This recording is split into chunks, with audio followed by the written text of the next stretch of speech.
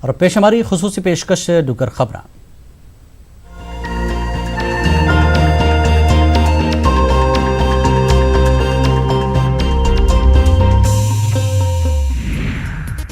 जम्मू कश्मीर गुरुद्वारा प्रबंधक बोर्ड आसिया गुरु नानक देव जी के 550वें प्रकाश उत्सव उपर ननकाना साहब पाकिस्तान थमां नगर कीर्तन के आने उपर केंद्रीय सरकार ते पाकिस्तान का शुक्रिया अदा किया है।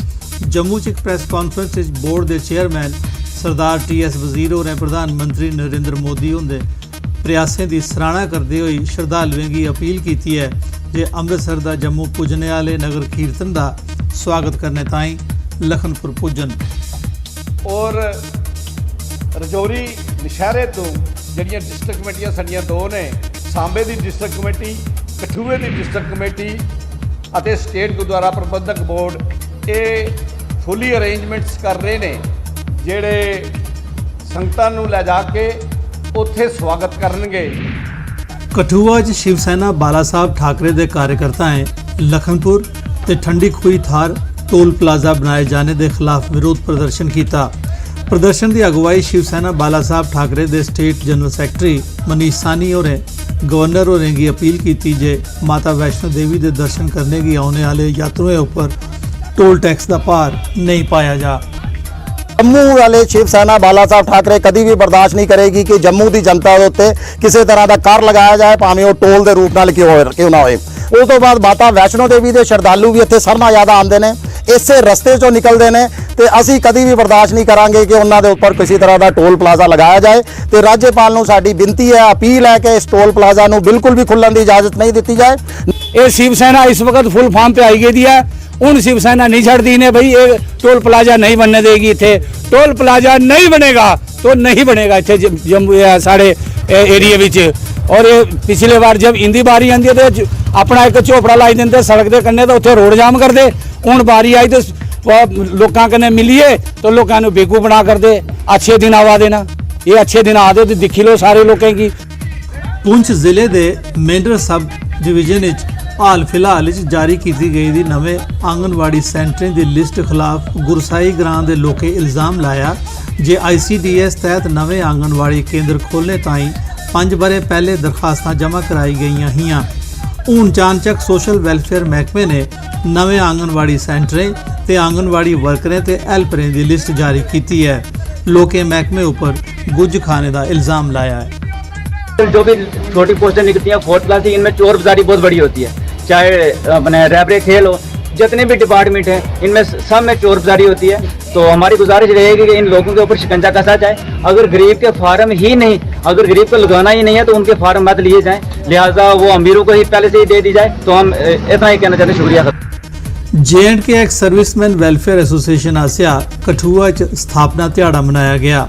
इस मौके एक्स सर्विसमैन की पेश आवारदी परेशानियों की लिए चर्चा की गई। इस मौके retired lieutenant general Rakesh Sharma ते परमवीर चक्र कन्ने सम्मानित कैप्टन बाना सिंह भी मौजूद है।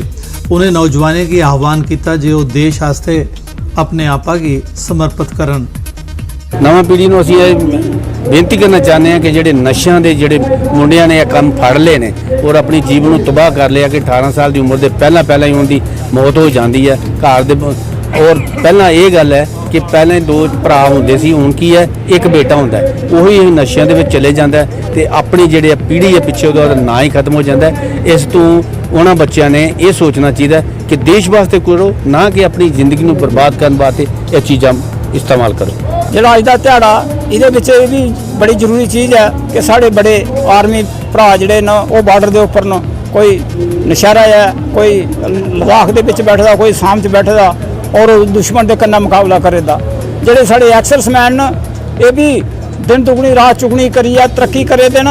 और जिन्ना भी सर्विंग पर्सन की इंटाइटलमेंट है या एक्सर्समैन की या वीर नारी की इंटाइटलमेंट है उसी कड्ढे ने असी और कोशिश करने कि उन्हें हक जड़ा ना उनके परिवार की, उनके बच्चों की, उनकी नारियों की मिलना, यही साड़ी कोशिश है। और एक्सर्समैन की मेन मकसद भी यही है। उधमपुर जिले के Ramnagar multipurpose indoor sports complex का काम जंगी पैमाने उपर चल रहा है। J&K स्पोर्ट्स कौंसल आसिया 1 करोड़ 34 लाख रुपए की लागत कन्ने बनाए जा रहे स्पोर्ट्स कॉम्पलैक्स खिडारियों की हर प्रकार की सुविधा मुहैया कराई जाग। वो साढ़े बच्चे की साढ़े स्पोर्ट्समैन जिन्ने भी जेह्ड़े बच्चे न उ'नें गी अच्छा जेह्ड़ा मौका अग्गें जाने गी मिलग। और सारें कोला बड्डा जेह्ड़ा मैं आखना चाहां कि जेह्ड़े साढ़े ग्रां दे जेह्ड़े बच्चे न ओह् अग्गें नहीं जाई सकदे, अग्गें कुदै नहीं पुज्जी सकदे।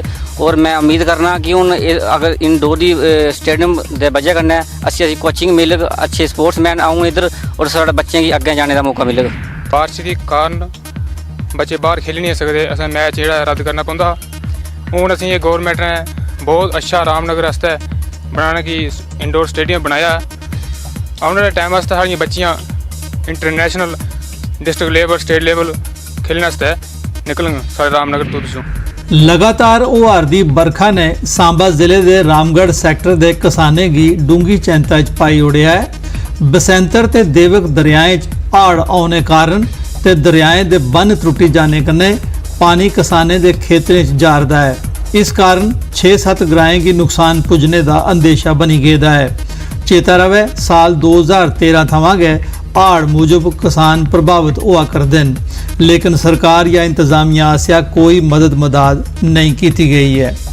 ਜ਼ਮੀਨਾਂ ਤਾਂ ਇਸ ਇਲਾਕੇ ਦੀਆਂ ਤਬਾਹ ਹੋਣੀਆਂ ਨੇ, ਪਹਿਲਾਂ ਵੀ ਹੋ ਚੁੱਕੀਆਂ ਨੇ, ਕੁਝ ਜਿਹੜੀਆਂ ਰਹਿੰਦੀਆਂ ਉਹ ਵੀ ਹੋ ਜਾਣੀਆਂ ਨੇ। ਉਹਦੇ ਤੋਂ ਇਲਾਵਾ ਜਿਹੜੇ ਪਿੰਡ ਨੇ ਇਹ 9-10 ਪਿੰਡ ਨੇ ਜਿਹੜੇ ਪੂਰੇ ਬਾਸ਼ੋਟ ਹੋਣ ਦਾ ਖਤਰਾ ਔਰ ਬਹੁਤ ਹੀ ਜ਼ਿਆਦਾ ਜਾਨੀ ਔਰ ਮਾਲ ਦਾ ਬਹੁਤ ਜ਼ਿਆਦਾ ਨੁਕਸਾਨ ਜਿਹੜਾ ਹੈ ਹੋ ਸਕਦਾ। परसों ਜਿਹੜਾ ਪਾਣੀ ਆਇਆ ਉਹਦੀ ਵਜ੍ਹਾ ਨਾਲ ਪੂਰੇ ਪਾਣੀ ਓਵਰਫਲੋ ਹੋ ਗਏ और कटाई ਜਿਹੜੀ है कम से कम ਜਿਹੜੀ है आधा किलोमीटर कटाई हो गई है और थोड़े जगह रह गई है जो कट जाएगा तो पूरा नाले में चला जाएगा। पहले से भी बुरी हालत भी हो जाएगी। जो मतलब ठेकेदार का कॉन्ट्रैक्ट है ये 29 जून का 25 जून का हो चुके दा, एक 25 जून तक हो चुके दा तो आज दिन तक ये बन जाना चाहिए था। अगर ये काम हो गया होंदा आज जी नौबत आई है ये साढ़े वास्ते नहीं आती। पुंछ जिले के मंडी कस्बे के लोग रोजाना लगने वाले ट्रैफिक जाम शा बड़े परेशान हैं। लोगों का आखना है जो पुलस्त नदी उपर सिंगल ट्रैक पुल इसका कारण है, जिहड़ा ट्रैफिक के दबाव की चलने च नाकाम है। अजे के बाईपास सड़क ते एक पुल बनाने का काम कई बार पहले शुरू किया गया है, जिहड़ा अजे तोड़ी पूरा नहीं हो सकिया। यहाँ पे पुल जो है ये इस पर तकरीबन 2-2 घंटे 3-3 घंटे जाम लग जाता है, जिसकी काफ़ी परेशानी आती है। जो ये पुल का काम लगा हुआ था हमें नावजुहात बिना पर वो काम बंद हुआ है, इसलिए हमें ज़िला इंतज़ामिया